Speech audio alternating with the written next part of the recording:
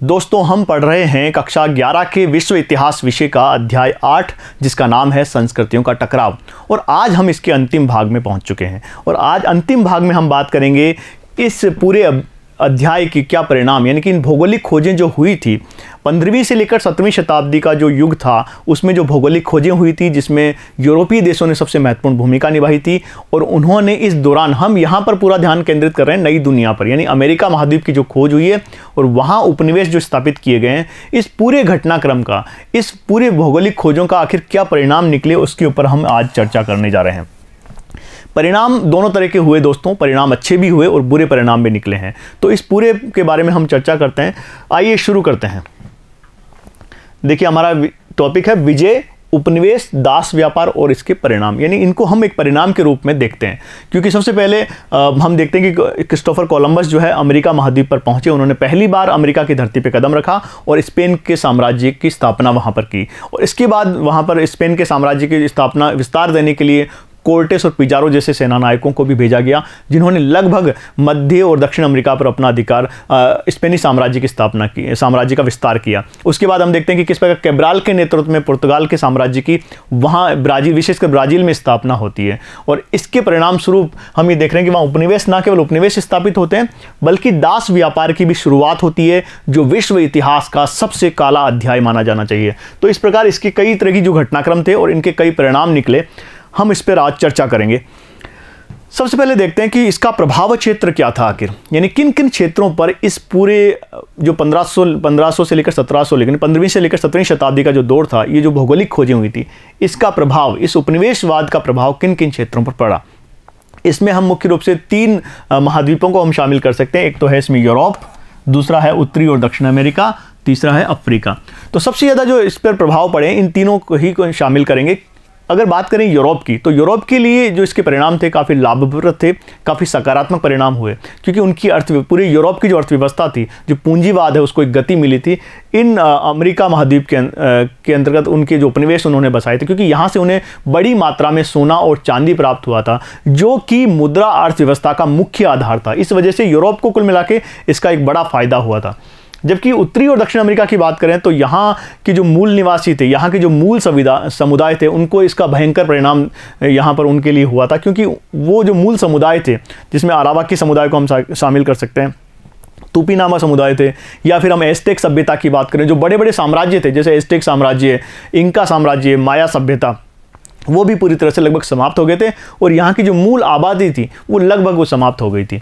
और इसके अलावा अफ्रीका महाद्वीप की बात करें तो अफ्रीका महाद्वीप के लिए भी एक तरह से ये नुकसानदायक दौर रहा था, क्योंकि अफ्रीका महाद्वीप से यहाँ के मूल निवासियों का यहाँ से ब्राज़ील के लिए, यहाँ से दक्षिण अमेरिका के लिए व्यापार किया गया, जो कि दास व्यापार की शुरुआत होती है। तो इस प्रकार से हम इन 3 महाद्वीपों को शामिल करते हुए और पूरी दुनिया पर आखिर क्या इसका असर हुआ था, इसके ऊपर हम चर्चा करेंगे। सबसे पहले परिणाम की बात करते हैं। अगर सकारात्मक परिणामों को हम कुछ लें तो देखते हैं नए महादेशों और महासागरों की खोज हुई थी। जैसे विशेषकर हम बात करें, अगर महासागर की बात करें तो अटलांटिक महासागर की खोज हुई दोस्तों। इस दौरान अटलांटिक महासागर जो पूरी दुनिया के लिए अनजान था, अज्ञात था, उस महाद्वीप की खोज, उस महासागर की खोज थी, इस पूरे अभियान के दौरान हुई थी। हमने देखा था कि किस प्रकार क्रिस्टोफर कोलंबस के अभियान से पहले जो अटलांटिक महासागर था वो एक तरह से बाधा बना हुआ था, एक तरह से वो अंतिम बिंदु माना जाता था पूरी दुनिया का।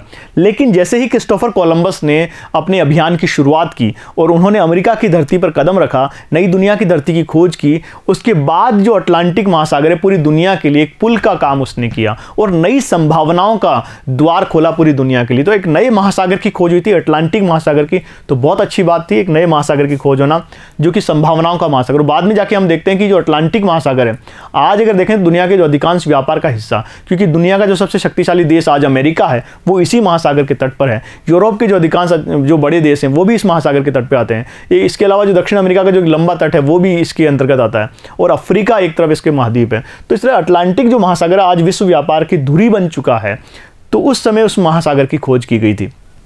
इसके अलावा इन खोज अभियानों के दौरान एक नई दुनिया, एक नए महाद्वीप की भी खोज हुई।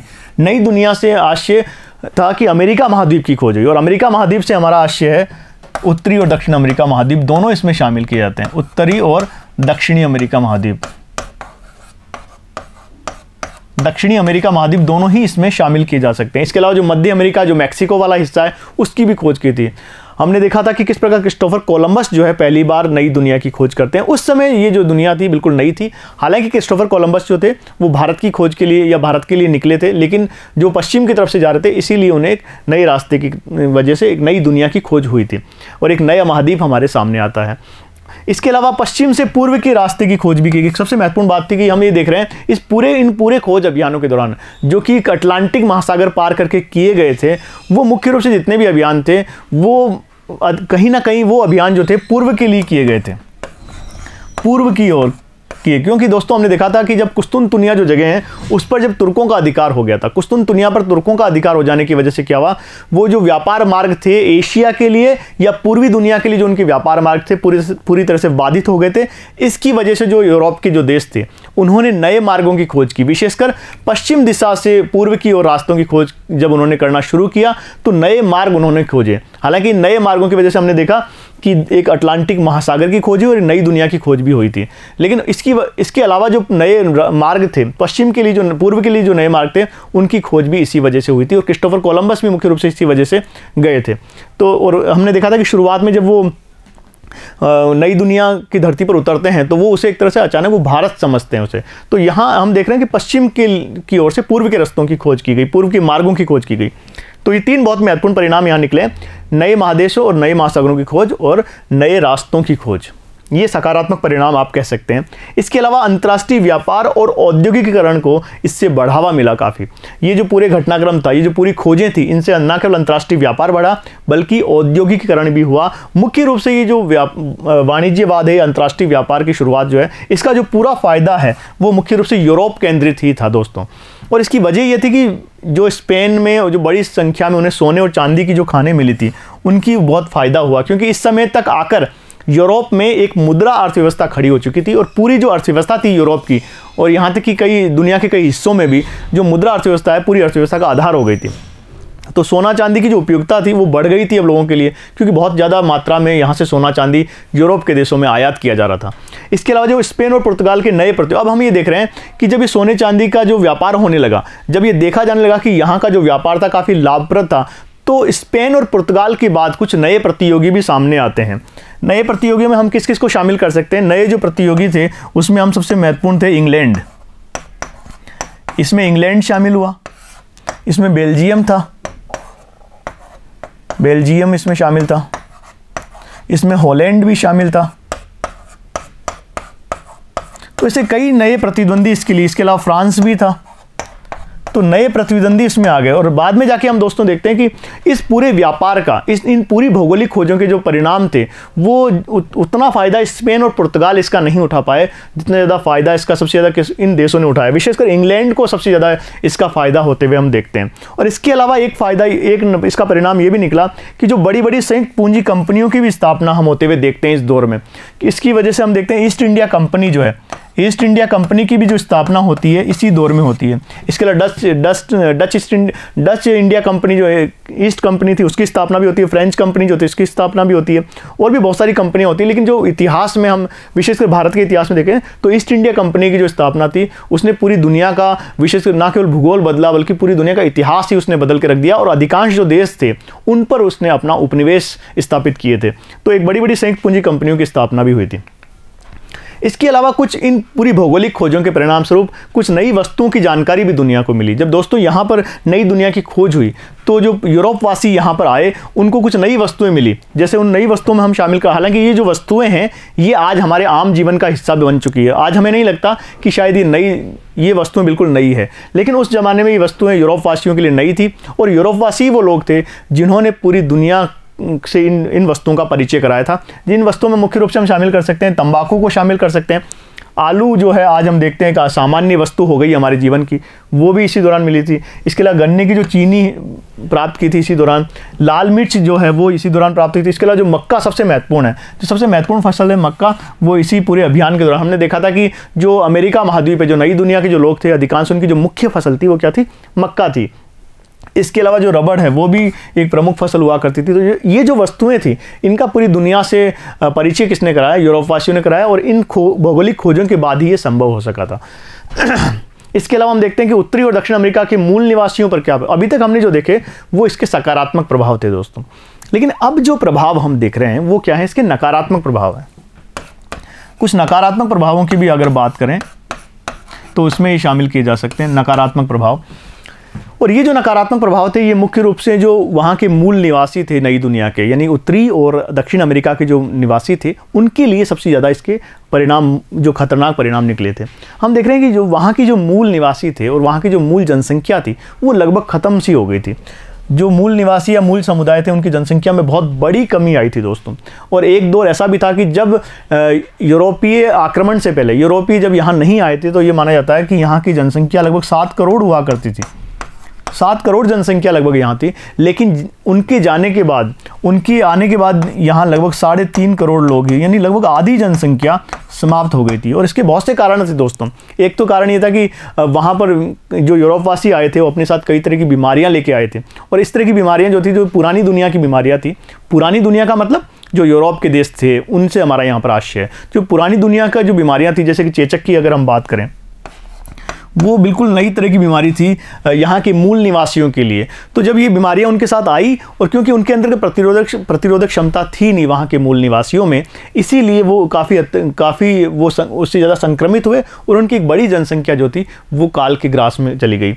इसके अलावा जो इनके द्वारा हस्तक्षेप किया गया, जो उनकी जीवन प्रणाली थी, प्राचीन जीवन निर्वाह के जो तरीके थे उनमें भी इन्होंने हस्तक्षेप किया। इसकी वजह से भी उनका पूरी तरह से उनका जनसंख्या का नाश हो गया। इसके अलावा उनके ऊपर अत्याचार किए गए, जो लड़ाइयाँ हुई वहाँ पर सोने चांदी के लिए, उसकी वजह से भी जनसंख्या का बड़ा हिस्सा समाप्त हो गया। तो एक तरह से खतरनाक साबित। और कई जो यहाँ तक कि जो कई बड़े बड़े जो समुदाय थे, जो मूल समुदाय थे अमेरिका के, वो आज हमें दिखाई नहीं देते, पूरी तरह से समाप्त हो चुके थे। और इसके जो परिणाम निकले, जो बड़ी बड़ी सभ्यताएं थी जो बड़ी सभ्यताएं हुआ करती थी, जैसे एज़टेक और इंका सभ्यता, एज़टेक और जो इंका की सभ्यताएं थी वो भी पूरी तरह से समाप्त हो गई थी। इतनी बड़ी सभ्यताएं जो कई वर्षों से जीवित थी, वो यूरोपीय आक्रमणों की वजह से, यूरोपीय हस्तक्षेप की वजह से, वो सभ्यताएं और उनकी जीवन शैली थी पूरी तरह से समाप्त हो चुकी थी। और जो यूरोपीय लोग थे उन्होंने अपनी सभ्यता उनके ऊपर लाद दी थी।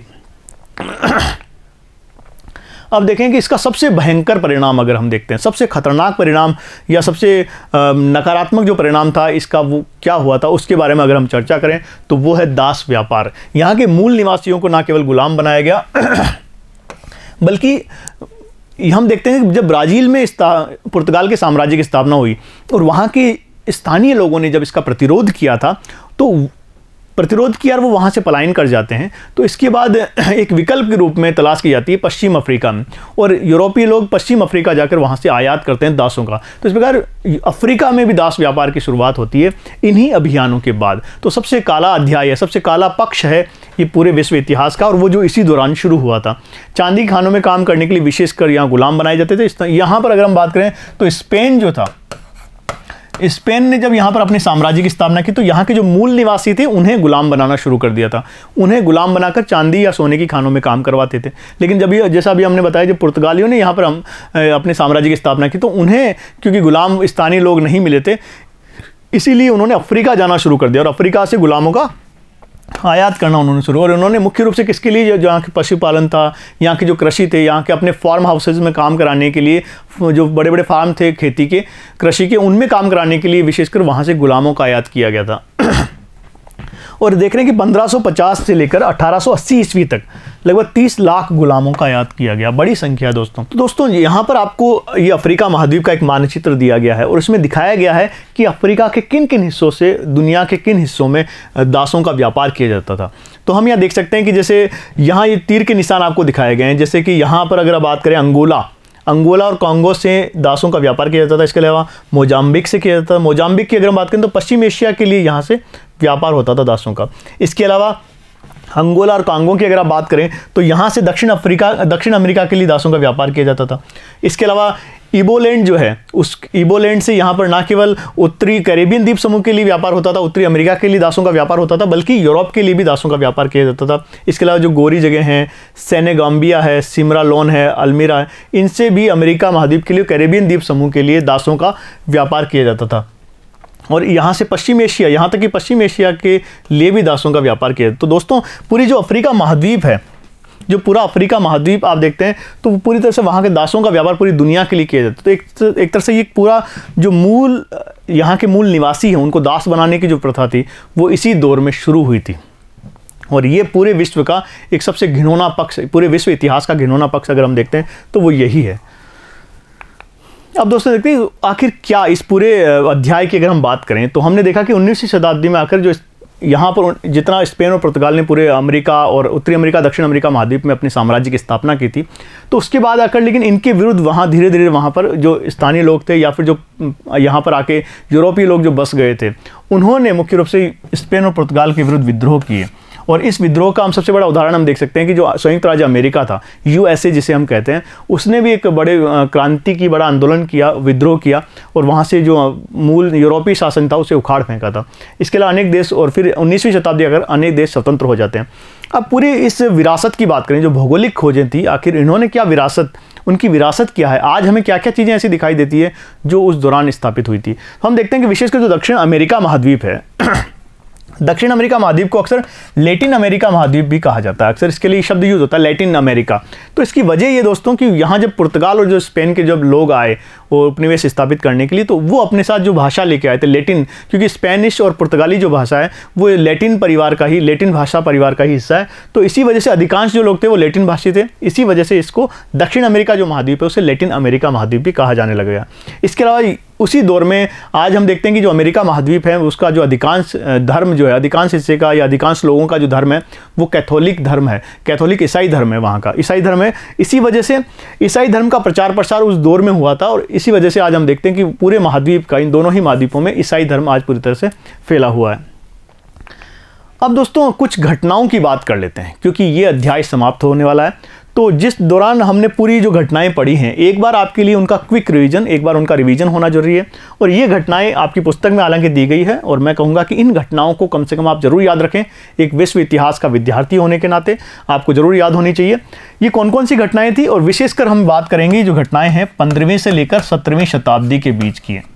याद रखिएगा 15वीं से लेकर 17वीं शताब्दी के बीच की सारी घटनाएं इसमें शामिल की जा रही है और वो महत्वपूर्ण घटनाक्रम। हालांकि दोस्तों विश्व कई घटनाएं होती हैं, आपकी बुक में आप जाके देखेंगे शुरुआत, जब इकाई की शुरुआत, हम किसी भी इकाई की शुरुआत करते हैं, जैसे ये जो इकाई हम पढ़ रहे हैं इकाई 3 जो है, तो इसमें हम अध्याय 6, 7, 8 हमने पढ़ा है इसमें तो इसमें कई घटनाक्रम हो, तो आपको शुरुआत में वो घटनाक्रम एक सारणी दी गई है। उस सारणी में बताया गया कि किस प्रकार विश्व के कई हिस्सों में जब ये घटनाएं हो रही थी तो इसके अलावा भी विश्व के दूसरे हिस्सों में दूसरी घटनाएं, महत्वपूर्ण घटनाएं भी हो रही थी।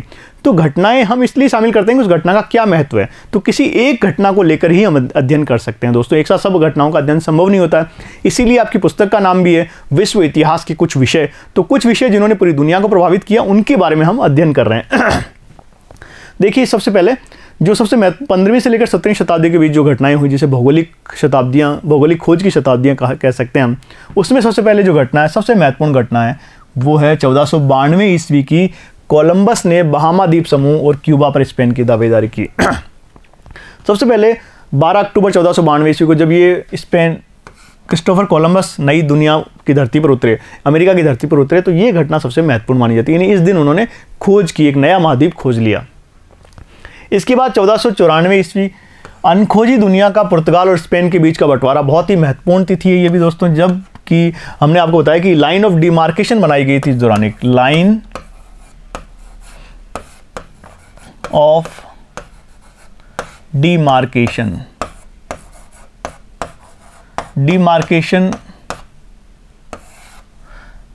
लाइन ऑफ डिमार्केशन बनाई गई थी 1494 ईस्वी में। यानी जो पोप थे, जो ईसाई दुनिया के जो धर्मगुरु थे, उन्होंने ये पुर्तगाल और स्पेन के बीच अनखोजी दुनिया का बंटवारा कर दिया। उन्होंने कहा था कि भविष्य में जो भी महाद्वीप या जो भी द्वीप या जो भी देश खोजे जाएंगे उनका बंटवारा स्पेन और पुर्तगाल के बीच में किया जाएगा और जो पूर्वी हिस्से थे वो पुर्तगाल को दे दिए जाएंगे और जो पश्चिमी हिस्से हैं इस लाइन के वो दिए जाएंगे, इसको स्पेन को दिए जाएंगे। तो इस तरह से अनोखी दुनिया की जो अनखोजी दुनिया थी उसको लेकर एक समझौता हुआ था जिसे लाइन ऑफ डिमार्केशन कहा जाता है।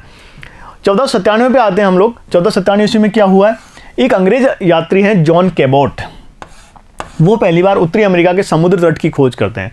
याद रखिए उत्तरी अमेरिका के समुद्र तट की खोज किसने की थी, जॉन कैबोट जो हैं वो पहली बार 1497 ईस्वी में उत्तरी अमेरिका के समुद्र तट पे उतरते हैं। इसके बाद बात करें भारत के इतिहास की दृष्टि से बहुत ही महत्वपूर्ण घटनाक्रम है 1498 ईस्वी की बात करें तो वास्को डी गामा जो है वो पहली बार कालीकट, भारत की जो बंदरगाह है केरल का कालीकट कोझिकोड जो है वहाँ पहुँचते हैं।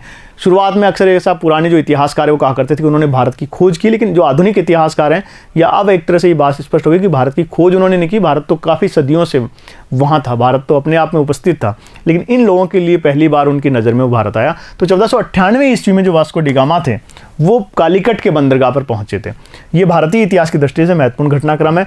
1499 की बात करें तो ये भी एक महत्वपूर्ण तिथि है विश्व इतिहास में, क्योंकि अमेरिगो वेसिपुकी जो थे उन्होंने दक्षिण अमेरिका के समुद्र तट को देखा, और दोस्तों इन्हीं के नाम पर अमेरिका महाद्वीप जो है उसका नामकरण किया गया है। इसकी वजह क्या है दोस्तों, क्योंकि हालांकि वास्को डी गामा जो थे उन्होंने खोज की थी पूरी अमेरिका महाद्वीप की, तो उनके नाम पर होना चाहिए था ये, लेकिन ऐसा नहीं हुआ, क्योंकि पहली बार जो अमेरिगो वेसिपुकी जो हैं उन्होंने पहली बार पूरी दुनिया को इस महाद्वीप की जो भव्यता थी, इस महाद्वीप की जो विस्तार था उसकी सबसे दुनिया के सामने रखा था। इसी वजह से, इनके इस योगदान की वजह से पूरे अमेरिका महाद्वीप का नाम इनके नाम पर किया गया है। इसके बाद बात करें 1500 ईस्वी की। 1500 ईस्वी में कैब्राल जो थे उन्होंने ब्राज़ील पर पुर्तगाल की दावेदारी प्रस्तुत की। हमने देखा था पूरा ये पिछले भाग में हमने इसके बारे में अध्ययन किया था कि कैब्राल ने किस प्रकार ब्राज़ील में पुर्तगाल के साम्राज्य की स्थापना की। फिर 1513 ईस्वी की बात करें, बाल्बोआ ने पनामा इस्थुमस को पार किया और प्रशांत महासागर को देखा। तो पहली बार प्रशांत महासागर को देखा यूरोपियों की तरफ से किसने? बाल्बोआ एक व्यक्ति है, उन्होंने पहली बार पनामा को पार किया और पहली बार पनामा को पार करके वो पहुंचे कहाँ? प्रशांत महासागर को उन्होंने पहली बार देखा, जो दुनिया का सबसे बड़ा महासागर माना जाता है, प्रशांत महासागर। 1521 की बात करें तो यहाँ कॉर्टेस ने एज़टेक के लोगों को हराया। एज़टेक साम्राज्य को पराजित करके वहाँ स्पेन के साम्राज्य की स्थापना कॉर्टेस ने की थी। इसके बाद स्पेनवासी जो थे 1522 ईस्वी की बात करें तो स्पेनवासी मैगलन ने जहाज में बैठकर पृथ्वी का चक्कर काटा। पहली बार पृथ्वी का चक्कर काटा इन्होंने। स्पेन के रहने वाले थे कौन? मैगलन। इनका नाम भी महत्वपूर्ण है विश्व इतिहास में। तो मैगलन ने जहाज में बैठकर पूरी दुनिया का एक चक्कर काटा। 1532 ईस्वी की बात करें तो पिजारो ने इंका राज्य को जीता। पिजारो, हमने पूरी घटनाक्रम की जानकारी हमने ली थी अभी, किस प्रकार उन्होंने इंका राज्य को विजय प्राप्त की और वहाँ पर स्पेन के साम्राज्य की स्थापना की। 1571 में स्पेन के सैनिकों ने फिलीपींस को जीता। फिलीपींस जो द्वीप है उस पर विजय प्राप्त की 1571 ईस्वी में। 1600 ईस्वी में ब्रिटिश ईस्ट इंडिया कंपनी की स्थापना की, हमने देखा था, और भारतीय इतिहास में इसके बारे में आप विस्तार से अध्ययन करते हैं कि ब्रिटिश ईस्ट इंडिया कंपनी क्या थी। तो 1600 ईस्वी में British east India company east के देशों के साथ यानी पूर्व के देशों के साथ व्यापार करने के लिए इस कंपनी की स्थापना हुई थी। इसके अलावा 1602 में डच ईस्ट इंडिया कंपनी की स्थापना की गई। तो इस प्रकार हमने 15वीं से लेकर 17वीं शताब्दी का जो पूरी महत्वपूर्ण घटनाएं थी उनके बारे में अध्ययन किया है। तो दोस्तों इस प्रकार हम इकाई 3 जो है यानी हमारा अनुभाग 3 या इकाई 3 कुछ भी कहें, उसके जो 3 विषय थे हमने पूरे कर लिए हैं। हमने सबसे पहले अध्याय 6 में देखा था कि जो यूरोपीय सामंतवाद था, जो मध्यकालीन यूरोप था, उसकी क्या क्या विशेषताएं थी, उसमें कौन कौन से जो 3 वर्ग थे उनके बारे में हम विस्तार से अध्ययन हमने किया था। इसके बाद हम अध्याय 7 में हमने देखा था कि किस प्रकार जो बड़े सांस्कृतिक परिवर्तन हुए थे। सांस्कृतिक परिवर्तनों में हम मुख्य रूप से पुनर्जागरण, जो यूरोप का जो पुनर्जागरण था उसको हमने शामिल किया था, और उस पुनर्जागरण के क्या क्या परिणाम निकले थे इसके बारे में हमने चर्चा, कौन कौन सी नई बातें पुनर्जागरण की वजह से हुई थी, किस प्रकार रोमन और पुरानी यूनानी संस्कृति का पुनर्जागरण हुआ था, कुछ नई खोजें हुई थी, किस प्रकार लोगों का नज़रिया बदल गया था पूरी तरह से विज्ञान के प्रति, पृथ्वी के भी प्रति या हमारे सौरमंडल के प्रति, किस प्रकार एक यूरोप के अंदर एक धर्म सुधार आंदोलन की शुरुआत हुई थी, कैथोलिक धर्म सुधार के आंदोलन की शुरुआत हुई थी, और प्रोटेस्टेंट धर्म सुधार आंदोलन वहाँ पर शुरू हुआ था मार्टिन लूथर के नेतृत्व में। और अंत में हमने देखा था कि किस प्रकार जो यूरोपवासी थे उन्होंने एक नई दुनिया की खोज की, वहाँ पर अपने उपनिवेश स्थापित किए और उसके क्या परिणाम और दुष्परिणाम निकले थे। और इस पूरे अध्याय में हमने भौगोलिक खोजों के बारे में जानकारी प्राप्त की थी। तो दोस्तों इस प्रकार हमारा जो अध्याय 8 है वो आज समाप्त हो चुका है। ये पूरी इकाई हमारी समाप्त हो चुकी है, और अब जो है आगे के जो भाग हैं उनमें हम इसके महत्वपूर्ण प्रश्नोत्तर पर चर्चा करेंगे। तब तक के लिए धन्यवाद।